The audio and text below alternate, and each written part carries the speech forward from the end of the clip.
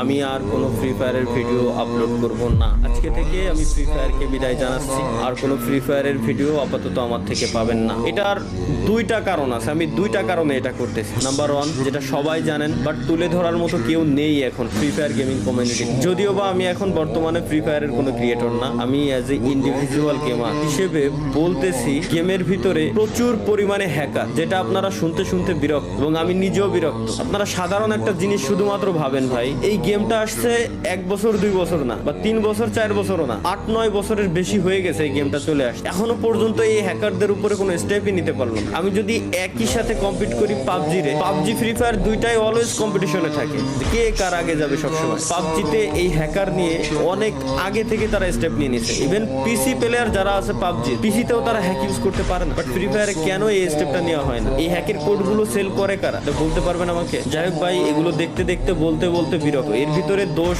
আসলে এই হ্যাকারটা প্রমোট করছি আমরাই দিন শেষে, সত্যি যেটা বলতে হবে ভাই। কেন? কারণ আমার ম্যাচে কোনো হ্যাকার বললে আমি উল্টাপাল্টা রিয়াকশন দিয়ে ভিডিও ছাড়তাম যে জাদুকর আসে, এ আসছে, ও আসছে। দিন শেষে ওইসব হ্যাকাররাই প্রমোট পাইতো। এখন তো ওপেনে ইউটিউবে বিভিন্ন হ্যাকাররা আসলে হ্যাক নিয়ে গেম টেম খেলে, লাইভ স্ট্রিম করে, তাদের চ্যানেলে লাখ লাখ সাবস্ক্রাইবার বানায়। তো আসলে এগুলোর উপরে স্টেপ নেওয়া হয় না। এটা আমি গেরিনার অফিসিয়াল মডারেটরের সাথেও আমি এই ব্যাপারে কথাবার্তা বলছিলাম এবং তাদেরকে আমি পার্সোনালি ওইসব হ্যাকারের চ্যানেলের লিঙ্ক পর্যন্ত দিয়ে আসছি, পেজের লিঙ্ক পর্যন্ত দিয়ে আসছি। যখন আমি ছিলাম পার্টনারশিপ, তখন তাদের উপরে তারা স্টেপ নিয়েছে, কয়েকজনের উপরে স্টেপ নেওয়া হয়নি। মাঝে মাঝে গেরিনা অফিসিয়াল পেজ থেকে পোস্ট করে যে আজকে 6 লাখ হ্যাকারের আইডি ব্যান হয়েছে, কালকে 5 লাখ হ্যাকারের আইডি ব্যান হয়েছে। বাট কই ভাই, এখনো পর্যন্ত পার্মানেন্ট কোনো সলিউশন তো দেখলাম না। আইডি ব্যান তো পার্মানেন্ট ডিরেক্ট কোনো সলিউশন না। গেম খেলা অবস্থায়, গেমে থাকা অবস্থায় আপনি ডিরেক্ট ব্যানের কোনো স্টেপ কেন নেন? আপনারা কেন করতে পারেন না? এত বছর হয়ে গেল এই গেমটারে কি কাস্টমাইজ করতে পারেন না? গেমে কি শুধুমাত্র নতুন নতুন স্কিন, গান স্কিন, এটাই কি? এভাবে কি গেম চলবে? কোনোদিনও চলবে না। তো যাই হোক, পয়েন্ট নাম্বার 2